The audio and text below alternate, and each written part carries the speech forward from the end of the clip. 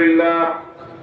الحمد لله نحمده ونستعينه ونستغفره ونؤمن به ونتوكل عليه ونشهد أن لا إله إلا الله وحده لا شريك له ونشهد أن سيدنا ومولانا محمدا عبده ورسوله صلى الله تعالى عليه وعلى آله وأصحابه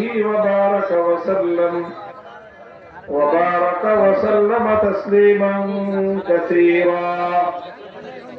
أما بعد فأعوذ بالله من الشيطان الرجيم. بسم الله الرحمن الرحيم. الذين إن مكناهم في الأرض أقاموا الصلاة وآتوا الزكاة وأمروا بالمعروف ونهوا عن المنكر ولله عاقبة الأمور. بارك الله لنا ولكم في القرآن العظيم ونفعنا وإياكم بالآيات والذكر الحكيم. اللهم صل على محمد وعلى آل محمد كما صليت على إبراهيم وعلى آل إبراهيم إنك حميد مجيد. اللهم بارك على محمد وعلى آل محمد كما باركت على إبراهيم وعلى آل إبراهيم إنك حميد مجيد. বাংলাদেশ খেলাফত মজলিস চট্টগ্রাম উত্তর জেলা শাখা কর্তৃক আয়োজিত আজকের এই আজিম উসসাল ইসলামী মহাসম্মেলনে উপস্থিত সম্মানিত সভাপতি, উপস্থিত বাংলাদেশ খেলাফত মজলিসের কেন্দ্রীয় মহাসচিব সহ কেন্দ্রীয় নেতৃবৃন্দ, হযরত উলামায়ে কেরাম, বয়োজ্যেষ্ঠ শ্রদ্ধাভাজন আমার মুরব্বী সাহেবান, সমবেত ইসলাম প্রিয়, কোরআন প্রেমিক, নবী প্রেমিক, তাওহীদি মুসলমান ভাই ও বন্ধুগণ, বিভিন্ন তৃণমূল পর্যায় থেকে সমবেত আমার বাংলাদেশ খেলাফত মজলিস ও সহযোগী সংগঠন সমূহের দায়িত্বশীল ও কর্মী ভাইয়েরা, সর্বপ্রথম আমি আপনাদেরকে অভিনন্দন জানাই, কৃতজ্ঞতা জ্ঞাপন করছি যে আপনারা এই রাত গভীরেও আল্লাহর দ্বীনের মহব্বত এবং ভালোবাসায় আল্লাহর জমিনে আল্লাহর দ্বীনকে বিজয়ী করবার এই কর্মতৎপরতার সাথে সক্রিয়ভাবে সোচ্চারভাবে আপনারা একমত রয়েছেন এবং সংহতি প্রকাশ করে আজকের এই মহাসম্মেলনকে সফলকাম করেছেন। আল্লাহ পাক রব্বুল আলামিন আপনাদের সকলকে উত্তম বিনিময় দান করুন, আমিন। মুহতারাম হাজিরিন, দীর্ঘ সময় ধরে আপনারা উলামায়ে কেরাম, দায়িত্বশীল বৃন্দের কাছ থেকে অনেক গুরুত্বপূর্ণ আলোচনা শুনেছেন। সর্বশেষ পর্যায়ে আমি অতি সংক্ষেপে আমাদের যে মূল বক্তব্য, বর্তমান বাংলাদেশের সামাজিক এবং রাজনৈতিক প্রেক্ষিতে আমরা আমাদের আলেম সমাজের পক্ষ থেকে, ইসলামপন্থীদের পক্ষ থেকে, বিশেষ করে বাংলাদেশ খেলাফত মজলিসের পক্ষ থেকে জাতির উদ্দেশ্যে আমরা আমাদের যে বক্তব্যগুলো বলতে চাই তার মৌলিক কিছু কথা আমি এখন আপনাদের সম্মুখে তুলে ধরার প্রয়াস করব ইনশাআল্লাহ। পবিত্র কোরআনে কারীমের সূরাতুল হজ্জের ৪১ নম্বর আয়াত আমি আপনাদের সম্মুখে তেলাওয়াত করেছি। এই আয়াতটি রাষ্ট্র এবং রাজনীতি সম্পর্কে আল্লাহ পাক রব্বুল আলামিনের নির্দেশনা এবং ইসলামের দৃষ্টিভঙ্গি দ্ব্যর্থহীনভাবে স্পষ্ট ভাষায় তুলে ধরেছে যে রাষ্ট্র এবং রাজনীতি সম্পর্কে ইসলামের কনসেপ্ট কি, ইসলামের বক্তব্য কি। কাজেই কোন মুসলমান যারা আল্লাহকে বিশ্বাস করে, আল্লাহর কোরআনকে যারা বিশ্বাস করে, যারা নিজেদেরকে ইসলামের একনিষ্ঠ অনুসারী হিসেবে নিজেদের পরিচয় দিতে ভালোবাসে, তাদের পক্ষে আল্লাহর কোরআনের দৃষ্টিভঙ্গির বাইরে, ইসলামের ঘোষণার বাইরে অন্য কোন চিন্তা চেতনাকে ধারণ করার কোন সুযোগ নাই। আল্লাহর কোরআন বলছে যদি আল্লাহ পাক রব্বুল আলামিন আল্লাহ নিজে বলছেন কোরআনে পাকের ঘোষণায় যে মুমিন এবং মুসলমানদের পরিচয় দিতে গিয়ে আল্লাহ বলেছেন যে আমি যদি মুসলমানদেরকে ইমানদারদেরকে রাষ্ট্র ক্ষমতা দান করি, পৃথিবীর কোন ভূখণ্ডে যদি আমি তাদেরকে কর্তৃত্ব দান করি, তখন তারা এই কর্তৃত্ব এই ক্ষমতা দিয়ে তারা কি করবে? এই ক্ষমতা দিয়ে মুসলমানরা করবে কি? কর্তৃত্ব দিয়ে মুসলমানরা কি করবে? শুধুমাত্র নিজেদের কর্তৃত্ব ফলাবে? শুধুমাত্র নিজেদের কর্তৃত্ব পরায়ণতার প্রদর্শন করবে? মানুষের উপর খবরদারি করবে শুধু? না, আল্লাহ বলেছেন তাদের প্রথম কাজ হবে আকামুস সালাত, তারা রাষ্ট্র এবং সমাজে আল্লাহর পক্ষ থেকে প্রদত্ত ইসলামের সবচেয়ে গুরুত্বপূর্ণ বিধান নামাজ কায়েম করবে। দ্বিতীয় বিধান, আল্লাহর পক্ষ থেকে প্রদত্ত দ্বিতীয় গুরুত্বপূর্ণ ইসলামের স্তম্ভ যাকাত ব্যবস্থা প্রতিষ্ঠা করবে। তিন নম্বর কাজ আমারু বিল মারুফ, সমাজে তারা সৎ কাজের আদেশ দিবে সকল নাগরিকদেরকে। সৎ কাজ করার জন্য তাদেরকে বাধ্যতামূলক তাদের প্রতি নির্দেশ জারি করবে।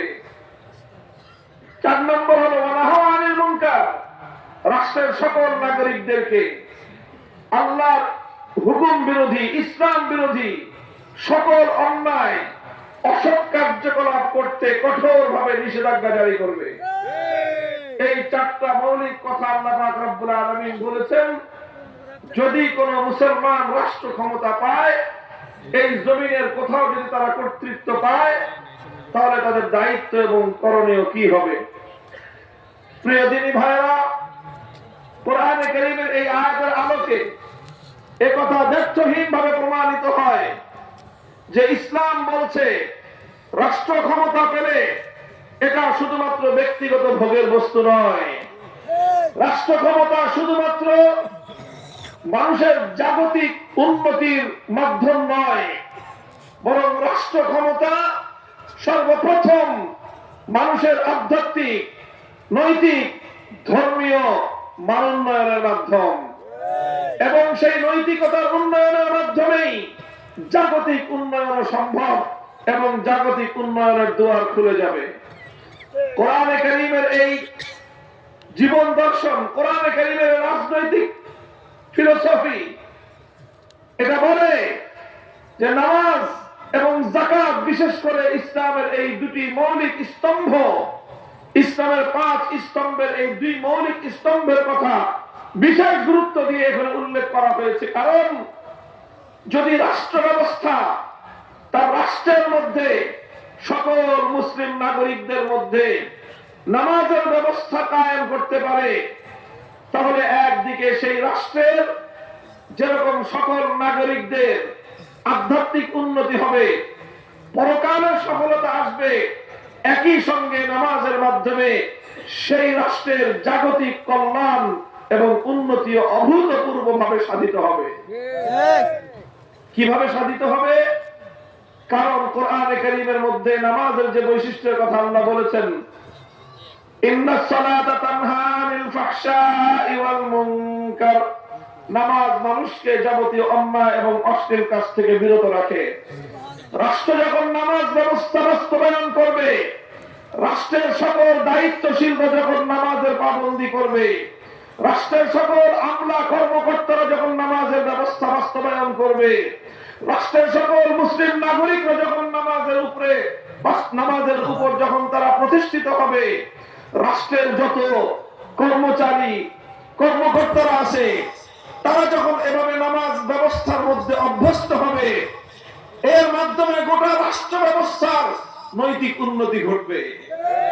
আর নৈতিক উন্নতি ঘটলে যেমনি ভাবে প্রত্যেক ব্যক্তি পরকালে আল্লাহর পক্ষ থেকে উপযুক্ত পুরস্কারের তারা ভাগীদার হবে, উপযুক্ত পুরস্কার প্রাপ্ত হবে, একই সঙ্গে বরং তার চেয়ে বেশি তারা যে জিনিসটা পাবে সেটা হলো এই আল্লাহর পক্ষ থেকে পরকালীন পুরস্কার পাওয়ার পাশাপাশি তারা ইহ জগতেও উন্নয়নের এবং সকল তাদের উন্নতির দুয়ার খুলে যাবে। কিভাবে উন্নতির দুয়ার খুলবে? কারণ সমাজ, যে কোনো রাষ্ট্রের, যে কোনো সমাজের উন্নয়নের পথে অন্যতম একটি বাধা হলো সমাজে বৈষম্য এবং দুর্নীতি। দুর্নীতির কারণে কোনো সমাজ উন্নতি করতে পারে না। সমাজে বৈষম্য থাকলে, আবারও বলছি, যেই সমাজে বৈষম্য থাকবে সেই সমাজের এক শ্রেণীর মানুষ যতই উন্নতি সাধন করুক না কেন, এক শ্রেণীর মানুষ যতই টাকা পয়সা অর্থনৈতিক উন্নতির স্বর্ণ শিখরে উন্নীত হোক না কেন, সমাজে যদি বৈষম্য থাকে সেই সমাজে ধনী গরিব কারো জীবনে শান্তি আসতে পারে না। বরং ভারসাম্যহীন এক শ্রেণীর মানুষের অর্থনৈতিক উন্নতি সমাজের মধ্যে কনফ্লিকশন তৈরি করে, সমাজের মধ্যে দ্বন্দ্ব এবং সংঘাত তৈরি করে, ধনী এবং গরিব একে অপরের জানের শত্রুতে পরিণত হয়। ইসলামের প্রদত্ত নামাজ এবং রোজার ব্যবস্থাপনার মাধ্যমে একদিকে সমাজে নীতি নৈতিকতার উন্নতি ঘটবে, তখন রাষ্ট্রীয় কাজের মধ্যে ব্রিজ কালভার্ট নির্মাণের ক্ষেত্রে কোন ব্রিজ কালভার্টের রডের বদলে বাঁশ প্রয়োগ করার এই ধরনের আর চিত্র দেখা যাবে না। সিমেন্টের বদলে মাটি ব্যবহার করে জনগণের সম্পদ চুরি করবার প্রবণতা দেখা যাবে না। এভাবে রাষ্ট্রের জনগণের সম্পদ চুরি করে বিদেশে বেগম পাওয়া করবার কোন নজির কায়েম হতে পারবে না। সমাজের মানুষ সকলে মিলে ঐক্যবদ্ধভাবে জনগণের সম্পত্তি, জনগণের অধিকার আদায়ে সবাই সোচ্চার হলে সেই দেশের জনগণের সার্বিক উন্নতি অবশ্যই হবে ইনশাআল্লাহ। যাকাত ব্যবস্থা বাস্তবায়নের মাধ্যমে ধনী গরিবের মধ্যে যে অর্থনৈতিক বৈষম্য, সেই বৈষম্য ধীর ধীর ধসে পড়বে এবং সমাজের মধ্যে অর্থনৈতিক একটা ভারসাম্য প্রতিষ্ঠা হলে সেই সমাজ শান্তিতে ভরে যাবে ইনশাআল্লাহ। মুহতারাম হাজিরিন, সেই আলোচনা আমি দীর্ঘ করতে চাই না। আমি শুধু এই কথার থেকে একটা জিনিস প্রমাণ করবো আপনাদের সামনে। কোরআনে কারীমের এই আয়াত ব্যর্থহীনভাবে আমাদের সামনে প্রমাণ করে ইসলামের নির্দেশ হলো, আল্লাহর নির্দেশ হলো, আল কোরআনে কারীমের ব্যর্থহীন ঘোষণা হলো এই: মুসলমানরা রাষ্ট্র ক্ষমতা পেলে ইসলাম কায়েম করবে, মুসলমানরা রাষ্ট্র ক্ষমতা পেলে নামাজ কায়েম করবে, যাকাত কায়েম করবে। নামাজ আর যাকাত ইসলামের প্রধান দুই স্তম্ভ, সুতরাং রাষ্ট্র ক্ষমতা পেলে তারা ইসলাম কায়েম করবে। এটাই আল্লাহর পক্ষ থেকে মুসলমানদের প্রতি নির্দেশ। সুতরাং এই কথার আলোকে আমি আপনাদের কাছে জানতে চাই, কোরআনের এই আয়াত যদি আপনারা বুঝে থাকেন তাহলে বলেন তো, রাষ্ট্রের সাথে ইসলামের সম্পর্ক আছে না নাই? আছে, আছে। কোন মুসলমান যদি মনে করে রাষ্ট্রের সাথে ইসলামের সম্পর্ক থাকতে পারবে না, রাষ্ট্রের সঙ্গে ধর্মের সম্পর্ক থাকতে পারবে না, একথা কোন মুসলমান যদি বিশ্বাস করে, সে আর কিছু হলেও সে ইসলামে বিশ্বাসী, আল কোরআনে বিশ্বাসী, আল্লাহর কথায় বিশ্বাসী মুসলমান হতে পারে না। এই জন্যই আমরা বলি, একজন মুসলমান কোনদিনও রাজনৈতিক মতবাদ হিসেবে সেকুলারিজমকে গ্রহণ করতে পারে না। একজন মুসলমান কোনদিন ধর্মনিরপেক্ষ হতে পারে না। একজন হিন্দু পারে, একজন বৌদ্ধ পারে, একজন খ্রিস্টান পারে সেকুলারিজমকে গ্রহণ করতে, ধর্মনিরপেক্ষ মতবাদ গ্রহণ করতে, কিন্তু কোন মুসলমান ধর্মনিরপেক্ষ মতবাদ গ্রহণ করতে পারে না। প্রশ্ন করতে পারেন, হিন্দু বৌদ্ধ খ্রিস্টান পারলে মুসলমান কেন পারবে না? ছোট্ট এই কথাটুকু আমি আপনাদের সামনে ব্যাখ্যা করব, আলোচনা সমাপ্তির দিকে নিয়ে যাব। দেখেন, ধর্মনিরপেক্ষ মতবাদ, সেকুলারিজম একটা রাজনৈতিক মতবাদ, বরং আমরা তো ইসলামের দৃষ্টিতে বলি এটা শুধু একটা মতবাদ নয়, এটা একটা ধর্মের নাম। হিন্দু যেমন একটা ধর্ম, অন্যান্য ধর্ম যেরকম সেকুলার একটা ধর্মের নাম। আপনারা বুঝেন, সেকুলারিজমের মূল কথা হলো রাষ্ট্রের সাথে কোন ধর্মের সম্পর্ক রাখা চলবে না, রাষ্ট্রের সাথে ধর্মের সম্পর্ক চলবে না। এই কথাটা যদি কেউ মেনে নেয়, হিন্দু ধর্মের দৃষ্টিকোণ থেকে তাতে কোনো সমস্যা নাই, কারণ হিন্দু ধর্ম হিন্দুদেরকে কথা বাধ্যতামূলক নির্দেশ দেয় না যে রাষ্ট্রকে ধর্ম অনুযায়ী চালাতে হবে। বৌদ্ধ খ্রিস্টানদের কোনো সমস্যা নাই, তারা একই সঙ্গে ধর্ম পালন করতে পারবে, আবার সেকুলার মতবাদ অনুসরণ করতে পারবে। কারণ তাদের ধর্ম তাদেরকে রাষ্ট্র ব্যবস্থাকে তাদের ধর্মের আওতায় পরিচালনা করতে বলে না। এই কারণে একজন হিন্দু, বৌদ্ধ, খ্রিস্টান একই সঙ্গে সে তার ধর্ম পালন করতে পারে, আবার একই সঙ্গে সে সেকুলারিজম তথা ধর্মনিরপেক্ষ মতবাদ অনুসরণ করতে পারে। কারণ ধর্মনিরপেক্ষ মতবাদ অনুসরণ করে সে রাষ্ট্রকে ধর্ম থেকে আলাদা রাখলো, আবার ধর্ম পালন করলো, ধর্মের কোনো বিধান লঙ্ঘন করা লাগলো না। হিন্দু, বৌদ্ধ, খ্রিস্টানের চেয়ে মুসলমানের অবস্থা সম্পূর্ণ ভিন্ন রকম। কারণ পৃথিবীতে একমাত্র ধর্ম ইসলাম, যেটা কমপ্লিট কোড অফ লাইফ, পূর্ণাঙ্গ জীবন ব্যবস্থা। অন্য কোন ধর্মের মধ্যে রাজনৈতিক বন্দোবস্তের কোন রূপরেখা নাই। হিন্দু, বৌদ্ধ, খ্রিস্টান ধর্মগুলোর মধ্যে জাতি রাষ্ট্র গঠন করার, রাষ্ট্র পরিচালনা করবার কোন রূপরেখা নাই, কিন্তু ইসলাম মুসলমানদেরকে রাষ্ট্র পরিচালনা করবার জন্য পূর্ণাঙ্গ রূপরেখা দিয়েছে। এই জন্য কোন মুসলমান যদি ইসলামের রাষ্ট্র ব্যবস্থাকে অস্বীকার করে, সে ইসলামের একটা অংশকে অস্বীকার করলো। এই জন্য কোন মুসলমান যদি ধর্ম নিরপেক্ষ হতে যায়, তাহলে তার সামনে একটা সমস্যা হবে। কি সমস্যা? ইসলাম বলবে রাষ্ট্রকে ধর্মের আলোকে চালাও, সেকুলারিজম ধর্ম নিরপেক্ষ মতবাদ বলবে রাষ্ট্রকে ধর্ম থেকে আলাদা করো। কত পরিষ্কার? কাজে একজন মানুষ একই সাথে ইসলাম মেনে রাষ্ট্রকে ধর্মের আলোকে চালাবে, আবার সেকুলারিজম মেনে রাষ্ট্রকে ধর্ম থেকে বিচ্ছিন্ন করবে। দুই দিকে দুই নৌকা গিয়েছে, এই দুই নৌকায় এক যাত্রী একসঙ্গে পা দিতে পারে না। তাকে যে কোনো একটা মানতে হবে। হয় ইসলাম মেনে রাষ্ট্রকে ধর্মের আলোকে চালাতে হবে, আর না হয় ধর্ম নিরপেক্ষ মতবাদ মেনে রাষ্ট্রকে ধর্ম থেকে আলাদা করে ইসলামকে অস্বীকার করতে হয়। এই জন্যই আমরা বলি, যারা মুসলমান তারা ধর্ম নিরপেক্ষ মতবাদ মানতে পারে না, যারা ধর্ম নিরপেক্ষ তারা ইসলামের অনুসারী হতে পারে না। প্রশ্ন করতে পারেন, না পারলে তারা আওয়ামী লীগ গত 54 বছর ধরে এরা মুসলমানও থাকলো, আবার ধর্ম নিরপেক্ষ থাকলো, এটা কিভাবে সম্ভব হলো? মুহতারাম হাজিরিন, এটা এইভাবেই সম্ভব হয়েছে যে আওয়ামী লীগের লোকেরা তারা দুই অবস্থার যে কোনো এক অবস্থায় ছিল। হয় তারা বুঝে শুনে ধর্ম নিরপেক্ষ মতবাদ চালিয়েছে, যদি তারা বুঝে শুনে ধর্ম নিরপেক্ষ মতবাদ চালিয়ে থাকে, তারা যদি ধর্ম নিরপেক্ষ মতবাদের যে মূল কথা রাষ্ট্র থেকে ধর্মকে বিচ্ছিন্ন করতে হবে, এই কথা যদি তারা বিশ্বাস করে থাকে, দায়িত্বহীনভাবে তারা বেঈমান এবং কাফের। আর যদি তারা না বুঝে শুনে ধর্ম নিরপেক্ষ মতবাদ চালিয়ে থাকে, তারা গণ্য মূর্খের দল। এই দুই অবস্থা চেয়ে তৃতীয় কিছু অবস্থা হতে পারে না।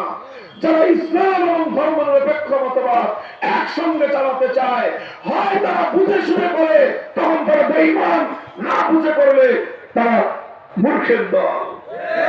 কাজেই বাংলাদেশ একদিকে 90% মুসলমানদের দেশ, যেমনি ভাবে ধর্মীয় দৃষ্টিকোণ থেকে ধর্ম নিরপেক্ষ মতবাদের আলোকে চলতে পারে না, ঐতিহাসিক ভাবে বাংলাদেশ ধর্ম নিরপেক্ষ মতবাদের আলোকে চলতে পারে না। 1947 সালে দেশ যখন ভাগ হয়েছিল, দেশ যখন হিন্দু এবং মুসলমানদের মধ্যে দুই ভাগে ভাগ হয়েছিল, হিন্দু প্রধান এলাকাগুলো ধর্ম নিরপেক্ষ মতবাদের জন্য আলাদা হয়েছে, মুসলিম প্রধান এলাকাগুলোকে ইসলামী শরিয়ার আলোকে ইসলামী হুকুমত বাস্তবায়নের জন্য মুসলমান সংখ্যাগরিষ্ঠ এলাকাগুলোকে আলাদাভাবে বিভক্ত করে মুসলমানদের জন্য সংরক্ষণ করা হয়েছিল।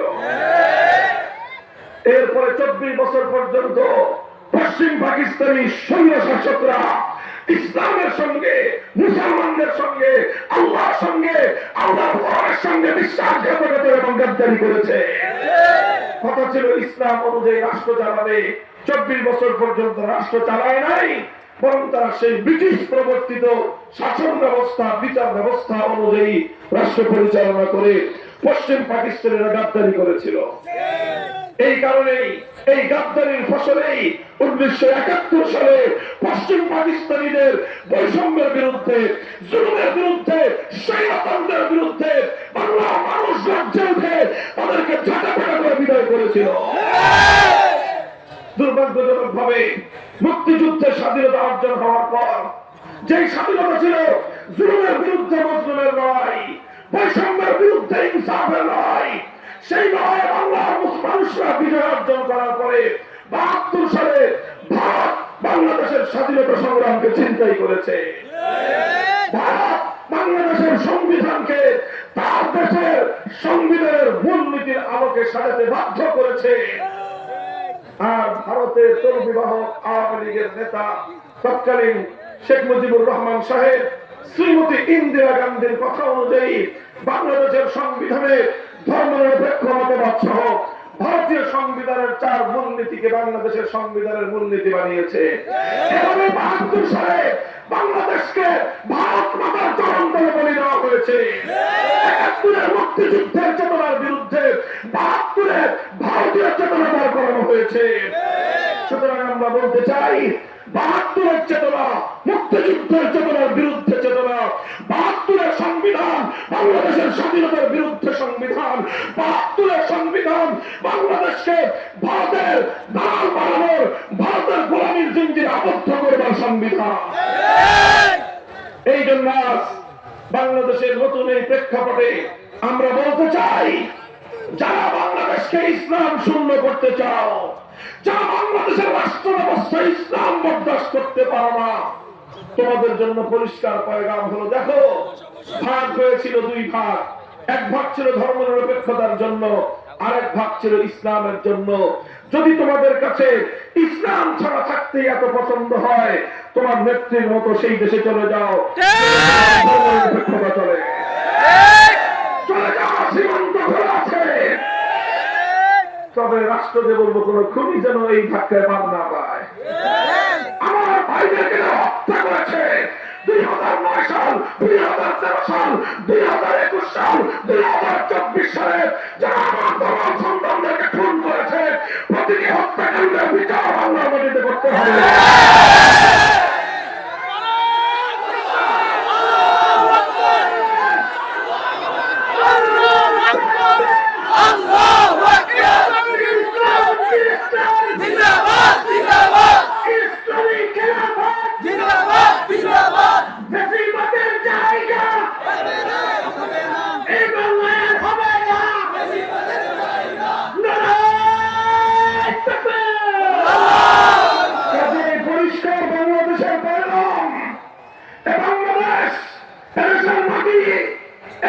বিভক্তির সময়, ভাগ ভাগের সময় ইসলামের জন্য নির্ধারিত হয়েছিল। কাজে এই দেশ থেকে রাষ্ট্র ব্যবস্থা থেকে ইসলামকে বিচ্ছিন্ন করার সকল ষড়যন্ত্রকে রক্ত দিয়ে মোকাবেলা করতে হবে।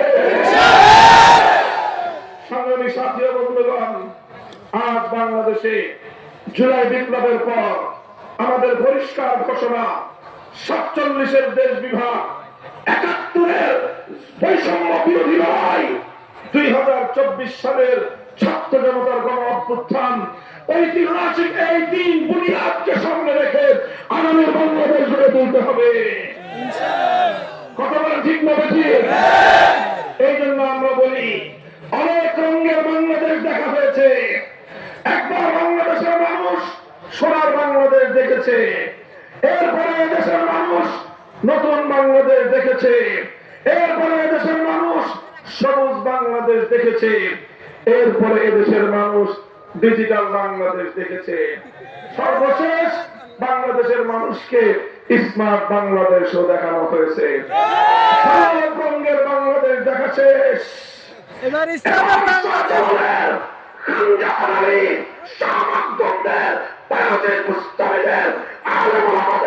ইসলাম পন্থীদের মহল্লা পাখিদের ইসলামের বাংলাদেশ দেখতে চাই।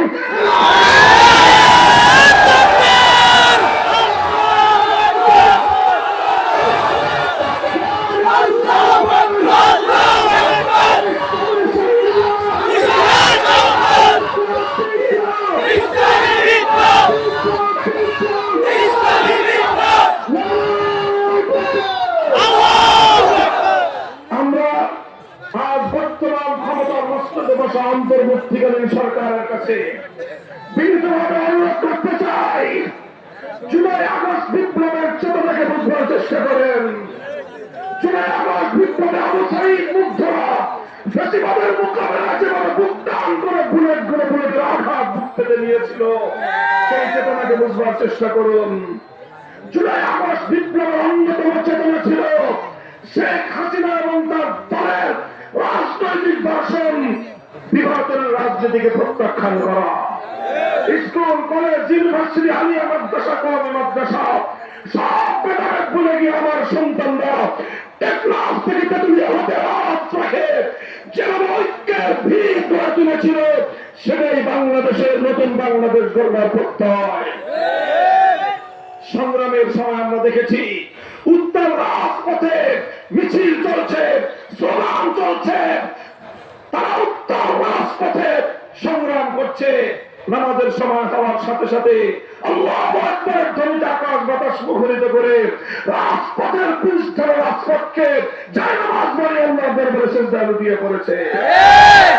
এটাই হলো আগস্ট বিপ্লবের অন্যতম নিদর্শন।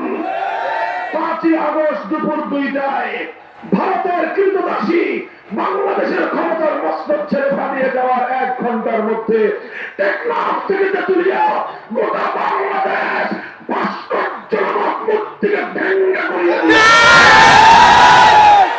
কিন্তু আলহামদুলিল্লাহ কোন হিন্দুদের কোন মন্দিরে, উপাসনালয়ে তাদের কোন প্রতিমার গায়ে একটা ফুলের আঁচড় লাগে না। এর থেকে বোঝা যায় আগস্টের বিপ্লব তাওহীদ চেতনার বিপ্লব, আগস্টের বিপ্লব সাম্প্রদায়িক সম্প্রীতির বিপ্লব। এটাই হলো আগামী বাংলাদেশ গড়বার মূল চেতনা। কাজেই আগামী বাংলাদেশকে এই বুনিয়াদের উপর আমরা দেখতে চাই। কথা বলেন ঠিক না বেঠে? মুহতারাম হাজিরিন, একটা বিপ্লব করতে হবে, বিপ্লব ইনশাআল্লাহ। আরেকটা অভ্যুত্থান হবে, আরেকটা ইনকিলাব আসবে বাংলাদেশে। সেই ইনকিলাব শুধু ফ্যাসিবাদের বিরুদ্ধে নয়, সেই ইনকিলাব হবে ইসলামের পক্ষে ইনকিলাব।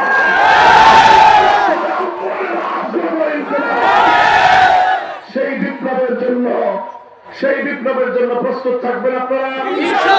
প্রস্তুত থাকবেন ইনশাআল্লাহ। তবে সে বিপ্লব শুধু বক্তৃতা দিয়ে হবে না, সে বিপ্লব শুধু স্লোগান দিয়ে হবে না। সেই বিপ্লবের জন্য সর্বপ্রথম ঘাম ঝরানো মেহনত করতে হবে।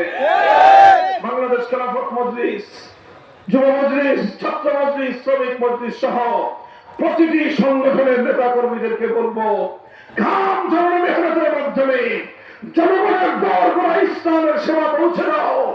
মানুষের কাছে প্রকৃত ইসলামের চিত্র তুলে ধরো, যেন দেশবাসীকে ইসলাম বিরোধী চক্র ইসলাম সম্পর্কে আর কোন বিভ্রান্তি ধূম্রতা তৈরি করতে না পারে।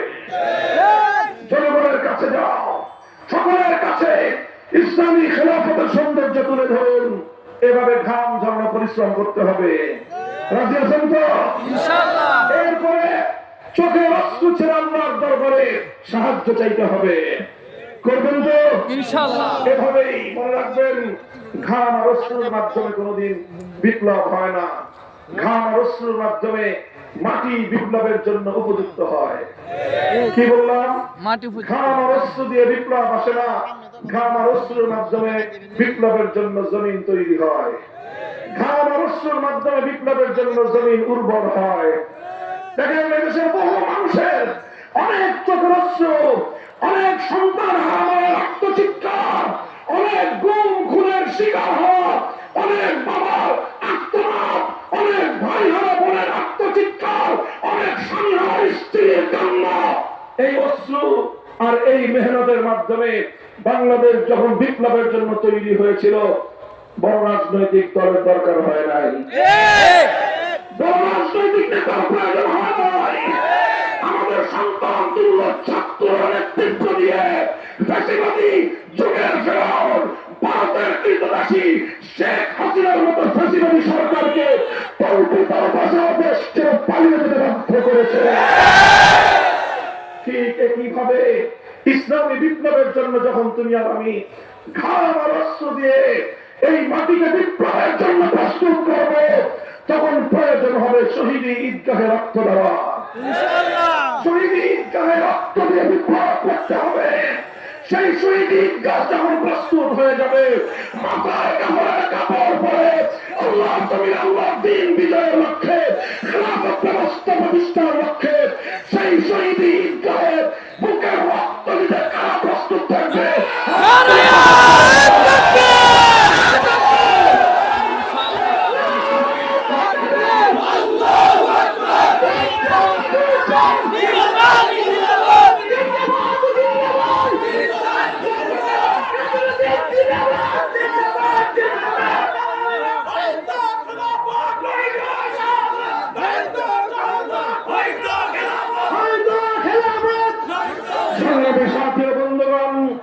বাংলাদেশকে, বাংলাদেশের এই মাটিকে আপাতত সকল ধরনের ইসলাম বিরোধী আধিপত্যবাদ থেকে মুক্ত রাখতে হবে।